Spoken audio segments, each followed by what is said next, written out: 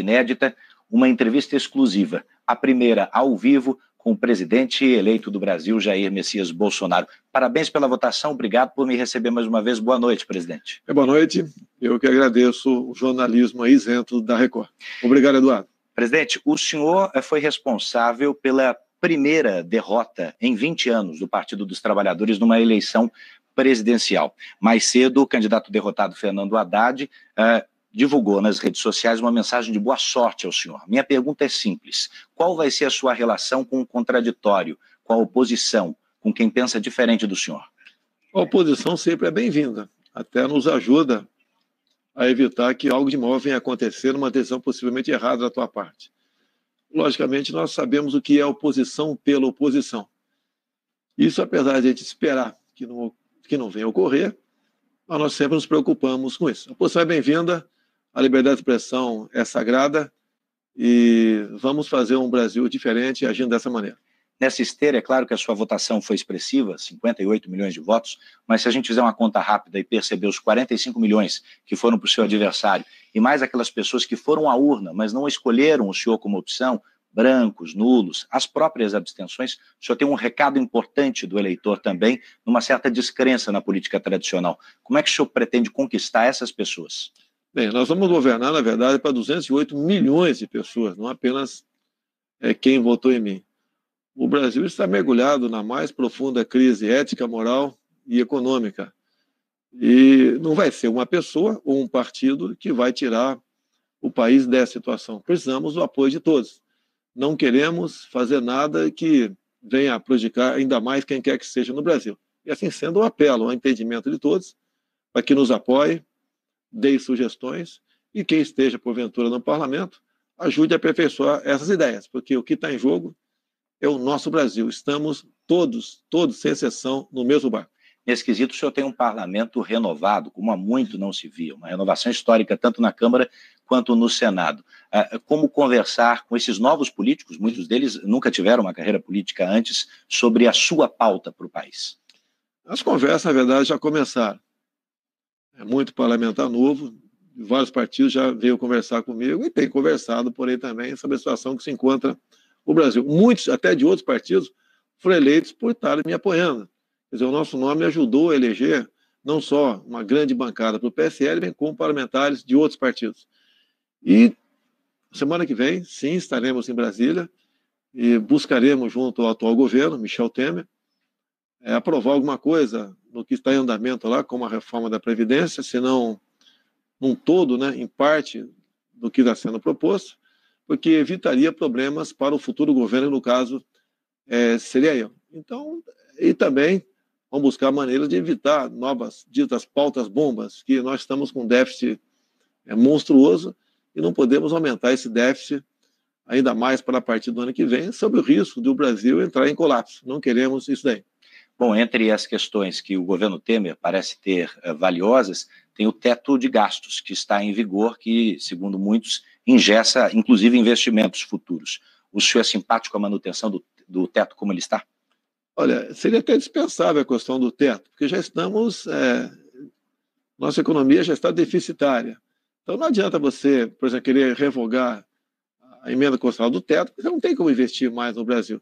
O teto, no meu entender, é importante, e se puder ser aperfeiçoado, será bem-vindo. Agora, na verdade, o que nós precisamos é destravar a economia do Brasil. Nós devemos desburocratizar, desregulamentar, buscar maneiras que os investidores, os empreendedores, os patrões, os empresários, os comerciantes tenham meios de empregar gente sem tanta burocracia, porque somente dessa forma você pode movimentar a nossa economia. Outras medidas se farão presentes. Se você, por exemplo, tiver um bom resultado no começo na questão da segurança, por si só a economia é ajudada nesse setor também. No seu discurso ontem, o senhor disse que o Estado precisa dar um passo atrás, precisa diminuir de tamanho. Como o senhor pretende fazer isso? Como olhar para a esplanada dos ministérios a partir do dia 1º de janeiro e realocar, fundir secretarias, diminuir o tamanho do Estado? Você tem que dar o exemplo para você poder cobrar alguma coisa. Hoje em dia, você perguntar para qualquer um do povo, com todo respeito, até você, dificilmente você vai dar o nome de 8 ministros. Você não os conhece. E nós queremos, ao diminuir esse tamanho do Estado, evitar o toma lá da cá, porque há uma pressão muito forte do parlamento para só apoiar o governo agindo dessa maneira. Nós sabemos onde isso vai acabar. Acaba na ineficiência do Estado e na corrupção, e nós não queremos isso daí. Temos conversado com parlamentares, grande parte dos parlamentares são pessoas honestas e não querem continuar agindo dessa maneira via líderes partidários, que muitas vezes agem, na verdade, como líderes sindicais. É essa velha forma de fazer política que eu preguei ao longo de todo o meu trabalho de campanha e queremos implementar agora. Se for possível conversar com líderes, sim. Caso contrário, aquilo que já vimos conversado no passado, conversar e pedir apoio individualmente por parte dos parlamentares. O senhor poderia confirmar aqui que essa vontade sua será também o primeiro ato como presidente, diminuir o número de cargos, corte no número de cargos? Nós vamos diminuir o número de cargos de comissão. Você necessita do comissionado, ele é muito importante. Eu, ao longo de 28 anos de deputado, sempre trabalhei com comissionados em Brasília. Você bem escolhendo, realmente você tem sucesso lá na frente. Então, diminuir o número de ministérios, diminuindo cargos em comissão, a questão do cartão corporativo tem que existir. Mas o que eu falei para o pessoal? Vamos ver a despesa que eles tiveram ao longo dos últimos anos, vamos botar um percentual, 60%, 50% do gasto, você precisa disso aí, mas não vai ser um cartão corporativo completamente aberto e secreto, isso tem que deixar de existir. Vai ter limite para esse gasto. Tem que ter limite até para você dar exemplo. A questão de aeronaves da Força Aérea Brasileira é a mesma coisa, se for possível.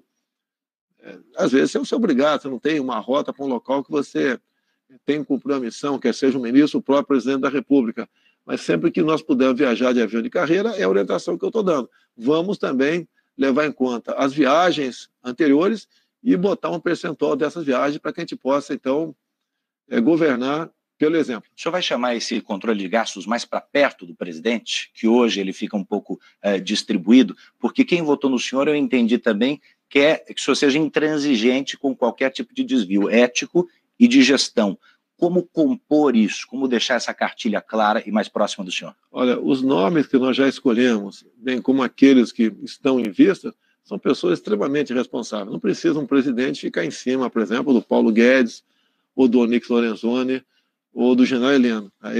Eles são responsáveis, são pessoas maduras, que têm uma história muito bonita de vida profissional, moral e ética. Você não precisa disso aí. Então, acho que apenas a decisão governamental nesse sentido, eles a cumprirão e também, assim como o presidente, vão fazer o seu trabalho pelo exemplo. O senhor citou alguns dos já confirmados. Tem alguém para avançar aqui, aproveitando que a gente está ao vivo? Está quase confirmado aí o coronel da Aeronáutica, o Marcos Pontes, que seria o ministro da Ciência e Tecnologia. O que falta para confirmar?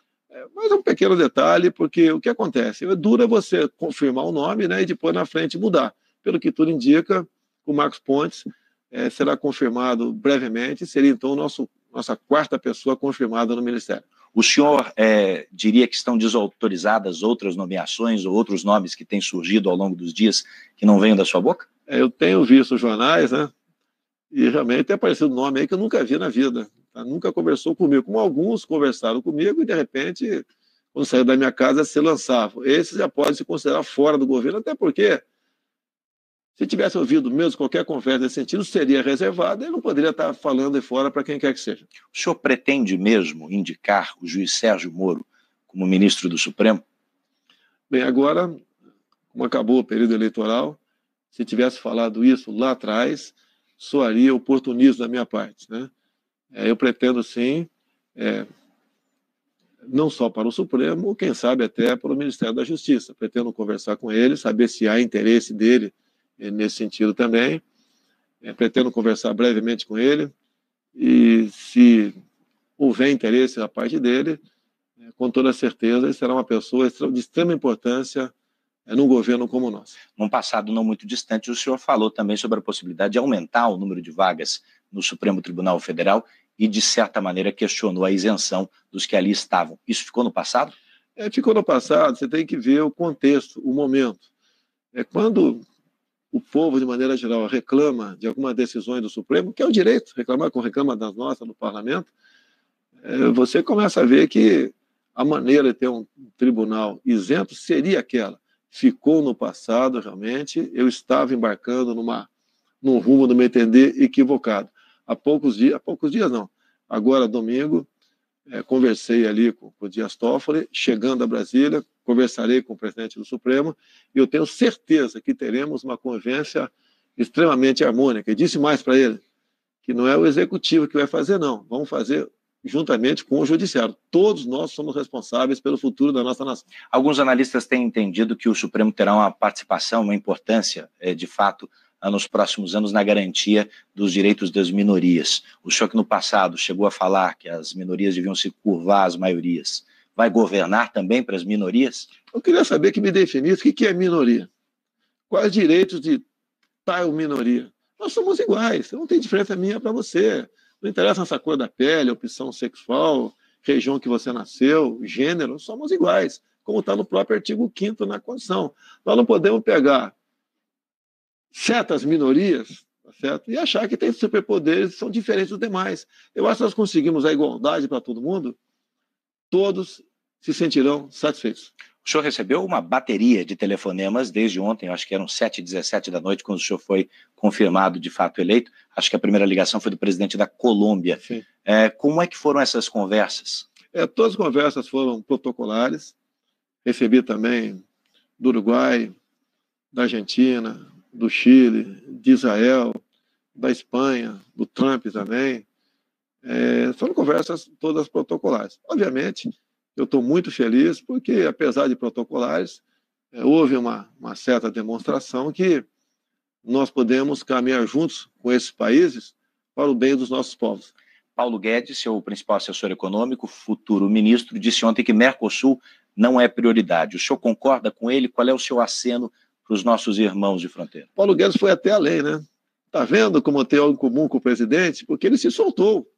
E eu vejo que ele é uma pessoa que tem no peito essa vontade de fazer pelo Brasil, não ficar no politicamente correto. O Mercosul tem sua importância, sim, mas está super valorizado, no meu entender. Foi muito bem gestado lá atrás, depois, no governo do PT, a questão ideológica passou a falar mais alto. Então, o Paulo Guedes foi muito bem nesse sentido, ninguém quer implodir o Mercosul, mas nós queremos dar a devida estatura para ele. Até sem citar país aqui, para não criarmos problemas, já que eu sou o presidente eleito, né? Teve país que burlava a questão de fazer comércio, outros, né, sem respeitar as cláusulas do Mercosul. E o Brasil, como o PT estava governando, dava essa liberdade total. Então, o que nós queremos, a ideia do Paulo Guedes, é minha também, nos livrarmos de algumas amarras do Mercosul. Você pode ver, até pela cláusula democrática, nunca a Venezuela poderia ter entrado no Mercosul. E agora, mesmo dentro, vamos supor que nada de errado tivesse acontecido no passado, pelas cláusulas democráticas, a Venezuela não deveria mais participar do Mercosul também. Venezuela fez parte da pauta da conversa com o presidente da Colômbia, por exemplo? Alguma coisa no sentido de... Foram conversas protocolares, tive conversa com outras autoridades de vários países, entrou o assunto Venezuela e pede ali que o Brasil participe de uma forma ou de outra para solucionar esse problema. Afinal de contas, são cidadãos, são nossos irmãos que estão passando seríssima dificuldade com a ditadura de Maduro. Mas há alguma ação no regime venezuelano? Da nossa parte, não existe isso daí. O Brasil sempre vai buscar a via pacífica para resolver esses problemas. Se nós tivéssemos feito a lição de casa, lá no governo do PT lá atrás, mas sabíamos que o PT não faria essa lição de casa, eu acho que a questão Venezuela poderia ter sido resolvida. Carle Manicure atende em média 10 clientes por dia em suas casas, sem muitas preocupações.